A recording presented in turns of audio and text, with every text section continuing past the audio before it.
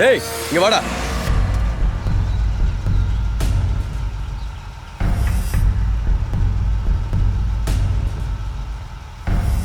ஐயா வணக்கம் ஐயா. எதுக்குடா ஓடி வர்ற? யார் நீ? பட்டியிலேருந்து ஒரு ஆட்டுக்குட்டி தப்பிச்சு போயிடுச்சு, அதான். கிருஷ்ணாபுரம் வில்லேஜுக்கு எப்படி போகணும்? இதே ரோடு தான் ஐயா, ஒரு 2 கிலோமீட்டரு. சரி வண்டியில் ஏறு. ஐயா ஏறா.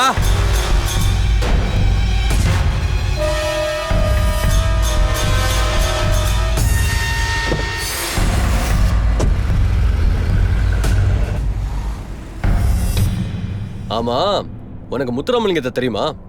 தெரியுமையா. பெரிய வீரனாமே அவ. வீரன்தான், ஆனா முதுகுல மட்டும் குத்த மாட்டான்.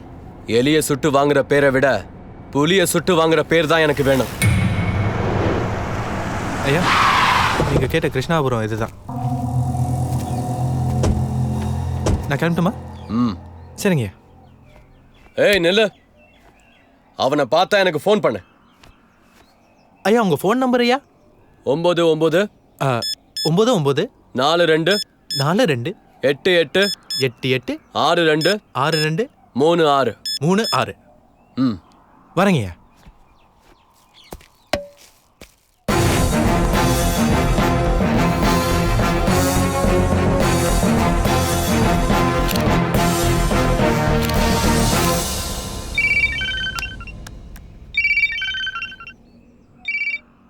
ஹலோ டிஎஸ்பி, முத்துராமலிங்கத்தை நேர்ல பாத்திருக்கியா?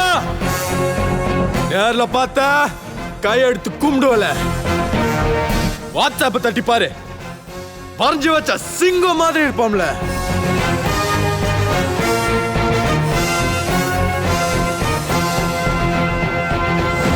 ஏய், இன்னொரு தடவை என்கிட்ட சிக்குன உன் நெத்தி போட்டு தெரிச்சிடும். நீ சுட்டு பிடிக்க சிட்டுக்குருவில அந்த முத்துராமலிங்கம் ராஜாளி கழுகு.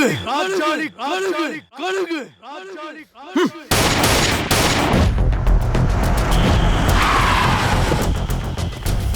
சார், முத்துராமலிங்கத்தை நேர்ல பார்த்துட்டேன். இவன் தான் முத்துராமலிங்கம். இமீடியட்டா இவன் போட்டோவை போஸ்டர் அடிச்சு ஊர் முழுதும் ஒட்டுங்க. Okay sir. இவன் தான் முத்துராமலிங்கமா? நாம ஊருக்குள்ள என்ட்ரியான அன்னைக்கே அவனை பிடிச்சிருந்துருக்கலாம். நீங்க தான் அவன் பெரிய படிப்பாளி, அறிவாளி, வருங்காலத்துல பெரிய டிஎஸ்பி ஆவான்னு சொல்லி சல்யூட் அடிச்சது மட்டும் இல்லாம என்னையும் சேர்த்து சல்யூட் அடிக்க வச்சிங்க. நீ தான் கலாம் மாதிரி இருக்காரு, சலாம் போடுன்னு சொல்லி என்னையில கோர்த்து விட்ட. இதுல உனக்கும் பங்கு இருக்கு. தயவு செய்து அந்த செல்ஃபியை அழிச்சிருப்பா. செல்ஃபி எடுக்கும்போது மட்டும் குல்ஃபியாய் சாப்பிடுற மாதிரி இருந்துச்சுல்ல, இதுல ஆட்டோகிராஃபர். ஆட்டோகிராஃபா? ஆமா இல்ல. முடிஞ்சா மோதிப்பார், முடியாவிட்டால் வேடிக்கைப்பார். வெறியுடன். என்னடா இது, ஆட்டோகிராஃபியே வெறியோட போடுறானுங்க. வெறியுடன் முத்துராமலிங்கம். ஐயோ ஐயோ சார், என்ன பண்றீங்க? தடையிட்ட அழிக்கிறேன்டா. முத்துராமலிங்கத்தை பிடிச்சலாம் சார், மிஸ்ஸே ஆகாது. ஏய், எங்க கிளம்பிட்ட? நானும் பொறுத்து பொறுத்து பார்த்தேன், நீ திருந்துற மாதிரி இல்ல. போய் அந்த முத்துராமலிங்கத்துக்கிட்ட சொன்னேன்னு வை, உன்னை 2 துண்டா வெட்டிடுவான். நீ உயிரோடு இருந்தா தானே முத்துராமலிங்கத்துக்கிட்ட சொல்லுவேன். இருடி, உன்னை கண்டம் துண்டமா வெட்டுறேன். ஏய் நில்லு. ஏய், உன்னை ஒலி போடாம விட மாட்டேன். நில்லு, ஓடாத. தம்பி, என்ன வெட்ட வரோம், காப்பாத்துங்க. ஏய் ஏய், தம்பி தம்பி, உங்களை போலீஸ்ல காட்டி கொடுத்துட்டு இருக்கிறது என் புருஷன் தான் தம்பி. அவன் நேரா போய் போலீஸ்ல தான் சொல்லுவான். போலீஸ் இங்க வரதுக்குள்ள நீங்க தப்பிச்சு போயிருங்க தம்பி. என் தலையில என்ன எழுதியிருக்கோ அதுபடி நடக்கட்டும். போயிருங்க தம்பி, போயிருங்க.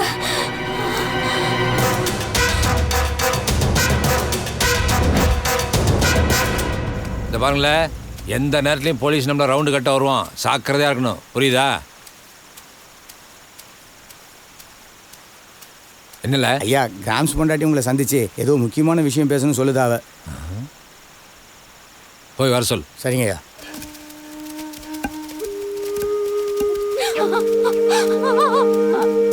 ஐயா, என்ன மன்னிச்சிருங்க ஐயா. என்ன மன்னிச்சிருங்க ஐயா. ஏமா என் கால விழுகுற? எந்திரிமா, எந்திரி. எதுக்கு அழுகுற?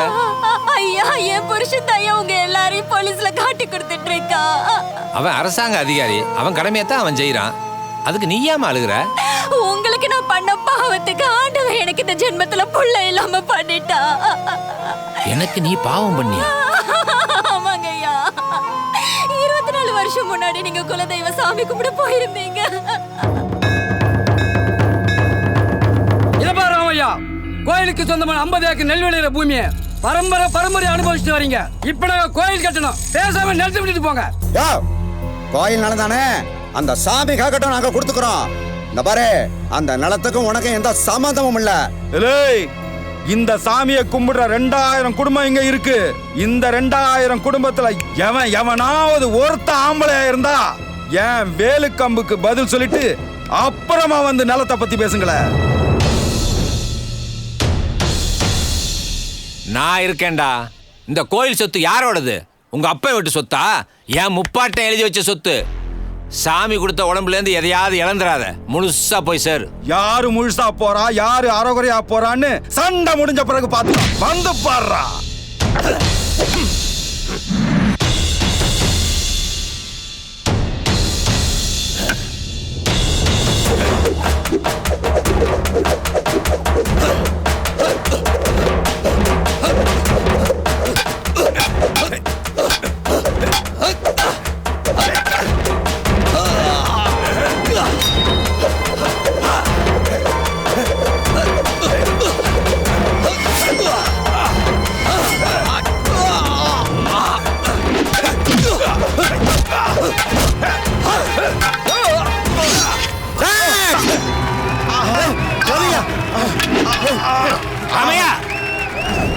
இப்போ காதை மட்டும்தான் அறுத்திருக்கேன்.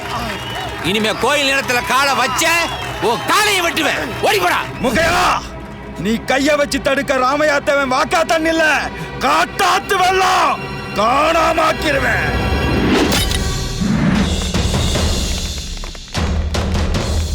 இளஞ்சியில இருந்து வந்த மூக்கையா தேவையில்லாம என் கூட தகராறு பண்ணி என் காதை அறுத்து விட்டான். அவன் மேல எஃப்ஐஆர் போடுங்க. இன்ஸ்பெக்டர் வெளியே போயிருக்காரு, இப்ப வந்துருவாரு. எஃப்ஐஆர் போடுயா. வேணாம் சார், இன்ஸ்பெக்டர் தெரியாம எஃப்ஐஆர் போடக்கூடாது. யோ வக்கீலே, நீ எழுதியா?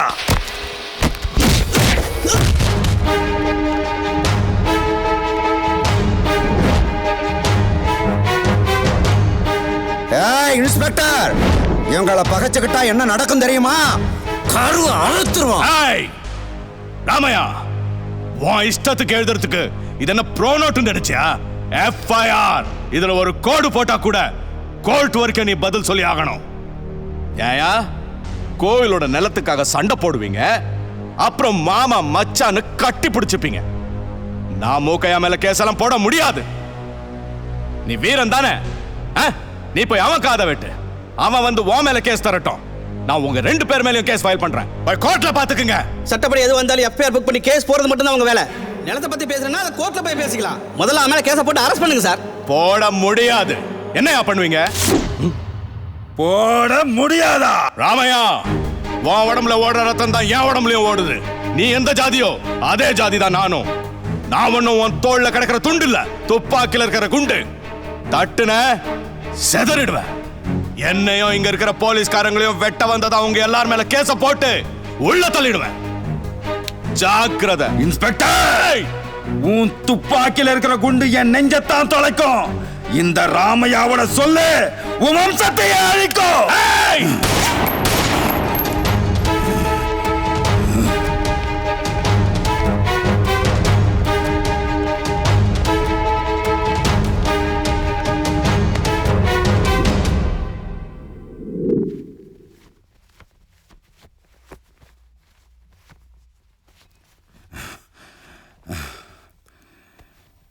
பயப்படுறதுக்கு ஒண்ணு இல்ல, காயம் 1 வாரத்துல சரியாயிடும்.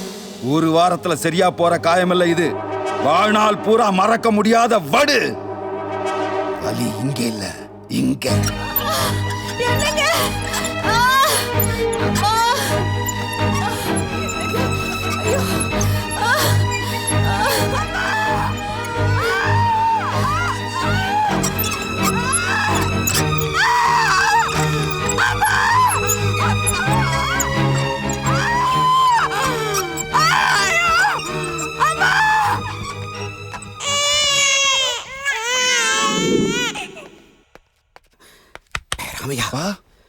மூக்கையாத்தவர் பொண்டாட்டியவும் இன்ஸ்பெக்டர் பொண்டாட்டியும் இங்கே பேர் காலத்துக்கு சேர்த்துருக்காங்க. அவங்க 2 பேருக்கும் ஆம்பளை பிள்ளை பிறந்திருக்கு. மூக்கை அவன் இன்ஸ்பெக்டரையும் இங்கே போட்டு தள்ளுறதுக்கு ஏற்பாடு பண்ண பாரு. போலீஸ் சுத்தி இருக்கானுங்கப்பா. போங்கப்பா போங்கப்பா.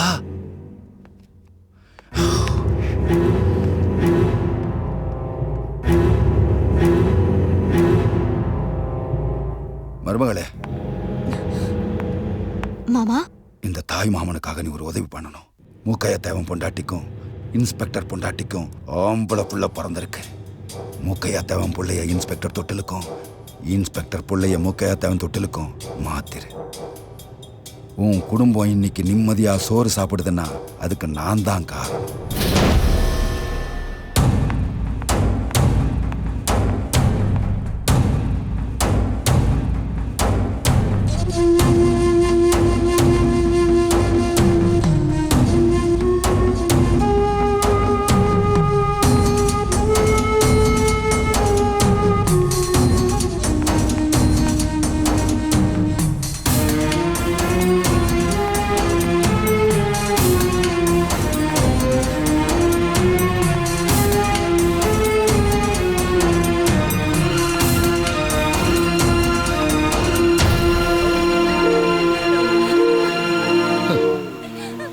எங்கேயோ இடி இடிச்சதுன்னு நினைச்சேன்.